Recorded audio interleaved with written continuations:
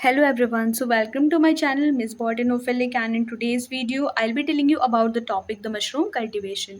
तो आज की वीडियो में हम लोग मशरूम कल्टीवेशन के बारे में पढ़ने वाले हैं, ठीक है, जो कि अप्लाइड माइक्रोबायोलॉजी का एक बहुत इंपॉर्टेंट टॉपिक है कि कैसे हम लोग मशरूम को कल्टीवेट करते हैं, ठीक है, मशरूम क्या होता है, कल्टीवेशन क्या होता है, ये चीज़ हमें पहले पता होनी ज़रूरी है, ठीक है। So if you are new to my channel then please subscribe and if you are the older one do like and share as much as you can. Okay, so now without wasting time let's get started. सबसे पहले जब हम लोग mushroom cultivation के बारे में बोलते हैं तो what are mushroom and what is cultivation.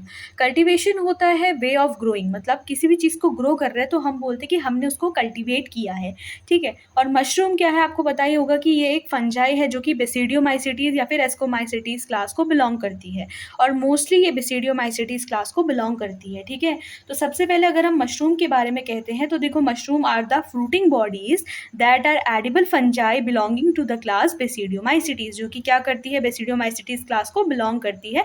ये एक ऐसी एडिबल फंजाई होती है जिसकी क्या होती है, जो बेसिकली फ्रूटिंग बॉडी के फॉर्म में ऑरिजिनेट होती है, ठीक है। कुछ एग्जाम्पल अगर हम बेसिडियोमाइसिटीज मशरूम्स के बोलते हैं तो एगैरिकस कैम्पेस्ट्रिस हो जाता है, ठीक है, प्लूरोटस ऑस्ट्रियाटस हो जाता है या फिर एगैरिकस बाइस्पोरस हो जाता है। इसके अलावा मॉर्शेला नाम का एक और मशरूम होता है जो कि बेसिकली क्या होता है, वो एस्कोमाइसिटीज क्लास को बिलोंग करता है। After this we have the history of mushroom cultivation.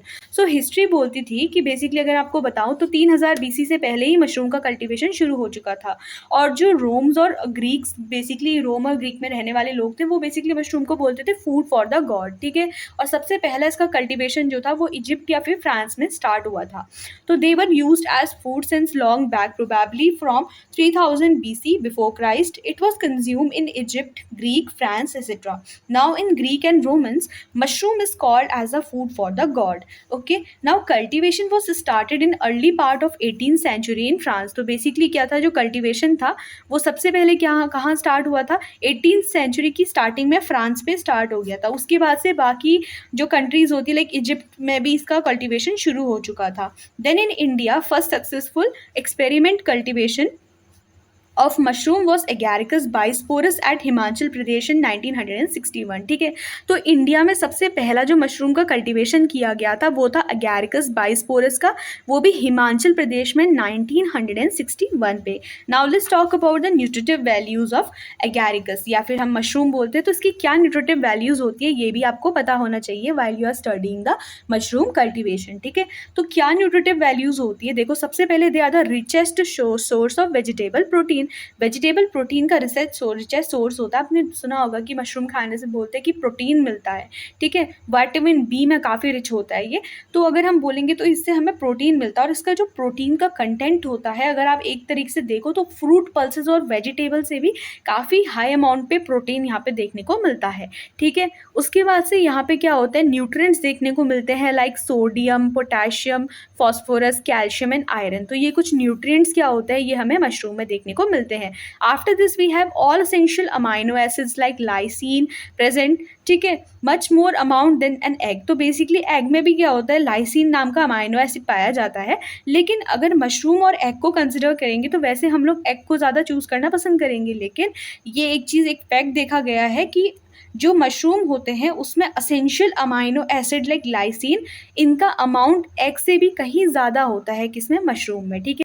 Most important nutritive values की ये हो जाती है कि they consist of the folic acid. इसमें फोलिक एसिड देखा जाता है, vitamin B, vitamin C, vitamin D और विटामिन के काफ़ी ज़्यादा रिचेस्ट अमाउंट पे क्या होता है, मशरूम में देखने को मिलते हैं।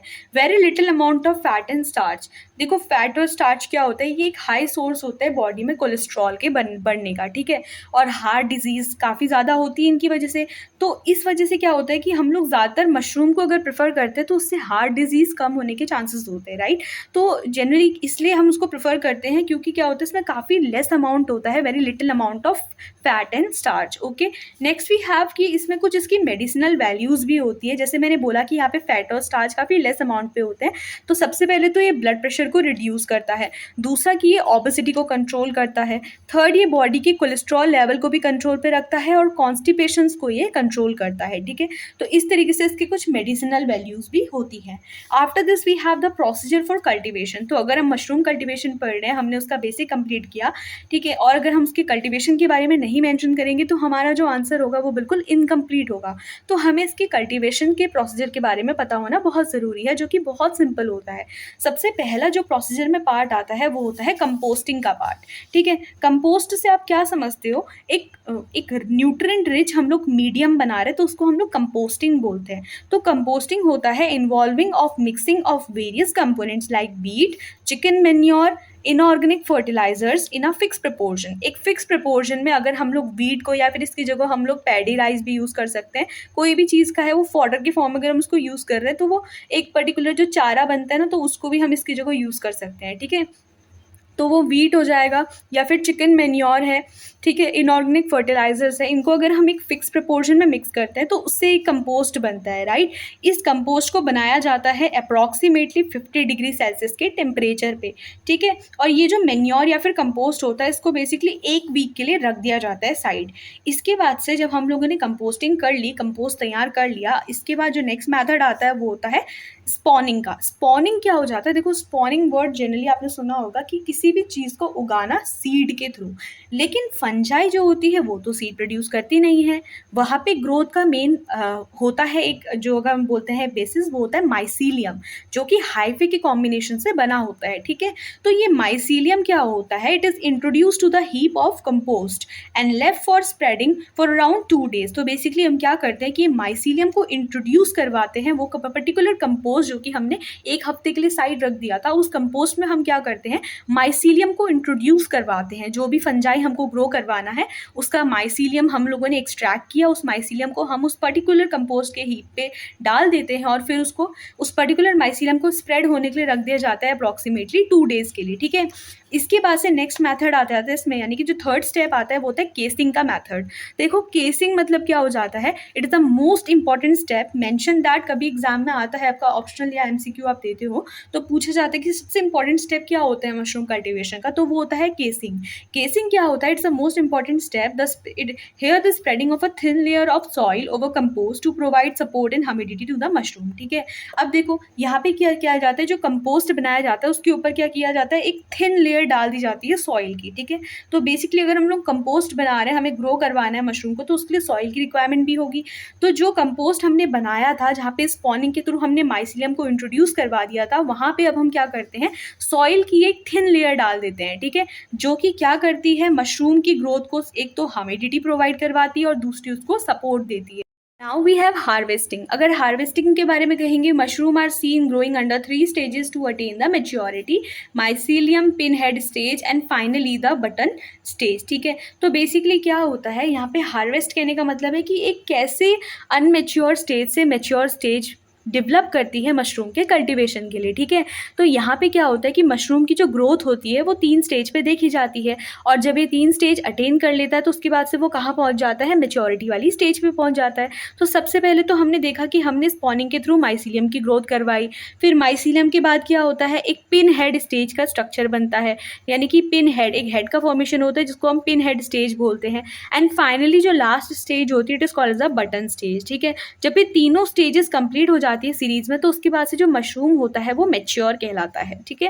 Then after this we have the preservation, how we can preserve. अब आप जानते हो कि मशरूम क्या है, वो फंजाई है, तो ईजिली क्या कर सकती है, वो डिग्रेड हो सकती है, खराब हो सकती है। तो उसको कैसे प्रिवेंट किया जाता है? See, mushroom have short shelf life, so they are preserve via vacuum cooling, freeze, drying in solution of citric acid, ascorbic acid and brine and bombardment by the gamma rays। तो basically क्या होता है कि mushroom की जो life होती है वो बहुत छोटी होती है, तो उसको हम प्रिजर्व करते हैं या तो वैक्यूम कूलिंग के थ्रू, या उसको हम क्या करते हैं, फ्रीज करवा देते हैं, फ्रीज ड्राइंग बोलते हैं, in the solution of citric acid, ascorbic acid and brine. And at last we have the bombardment process by gamma ray, ठीक है। गामा रे के थ्रू हम उसको बॉम्बार्ड करवाते हैं, ठीक है, यानी कि गामा रे उसमें पास करवाते हैं। तो ये पर्टिकुलर क्या है, कुछ प्रिजर्वेटिव मैथड्स हैं एट लास्ट हम लोग मशरूम कल्टीवेशन करने के बाद मशरूम को प्रिजर्व करने के लिए यूज़ कर सकते हैं, ठीक है।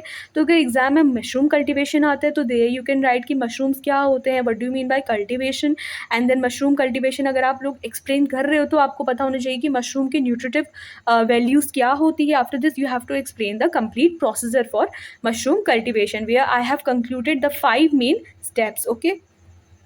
So these are the only notes under the topic mushroom cultivation. If the video is helpful, please like, share and subscribe. Thank you.